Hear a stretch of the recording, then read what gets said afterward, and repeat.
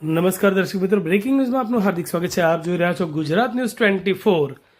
પાટણમાં જ્યારે 144મી જગન્નાથ ભગવાનની રથયાત્રાની તડામાર તૈયારીઓ ચાલુ રહી છે, ત્યારે પ્રકૃતિ અને પર્યાવરણને પણ જતન કરવા માટે એક સ્તુત્ય પ્રયાસ 251 વૃક્ષો વાવી જગન્નાથ પ્રકૃતિ વનનો પ્રારંભ કરાવતા પાટણ કલેક્ટર ડોક્ટર પ્રશાંત જીલોવા.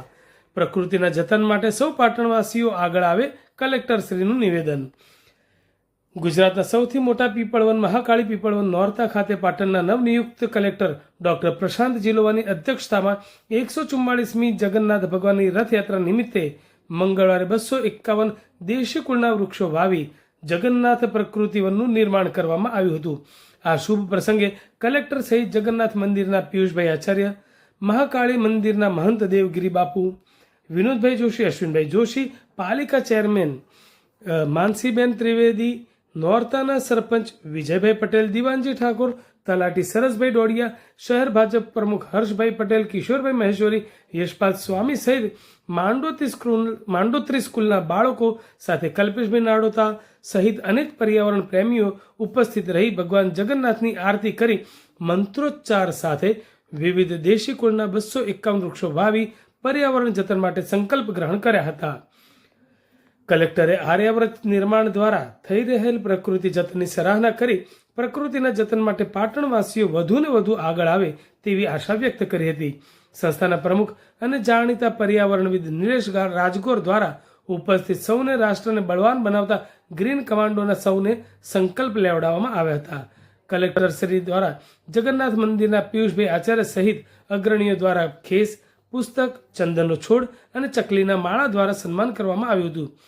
પર્યાવરણ પ્રેમી નિલેશભાઈ રાજગોર દ્વારા જણાવવામાં આવ્યું હતું કે જગન્નાથ પ્રકૃતિ વનમાં મહેસાણાના હરેશભાઈ જોશી દ્વારા 51 વૃક્ષો દત્તક લઈને ભગવાનની છત્રી સહિત 1,22,100 રૂપિયા તથા સમસ્ત 5 પરગણા બ્રહ્મ સમાજના ડોક્ટર શ્રવણભાઈ જોશી કે જે હાલ અમદાવાદમાં રહે છે અને મૂળ ડીસા તાલુકાના નવા ગામના વતની છે, તેમણે પોતાના માતા પિતાના સ્મરણાર્થે 51,000 રૂપિયા ચબૂતરા માટે દાન આપી સમાજને પર્યાવરણ જાળવણી માટે આગળ આવવાનું ઉત્તમ ઉદાહરણ પૂરું પાડ્યું છે.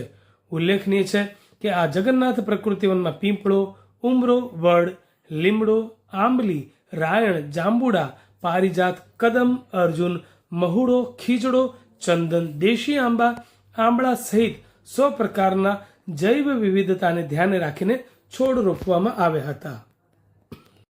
આજે જગન્નાથ પ્રકૃતિ વનની મુલાકાત લીધી અને આજે જે શુભ કાર્ય અહીંયા થઈ રહ્યું છે કે આપણે સૌ મળીને પ્રકૃતિનો શું મહત્વ છે એના ઉપર વધારે ભાર મૂકીને અહીંયા 251 વૃક્ષોનું આજે વાવેતર થઈ રહ્યું છે. અને આ આખા એરિયામાં 40,000 થી 50,000 વૃક્ષોનું વાવેતર ઓલરેડી થઈ ચૂક્યું છે.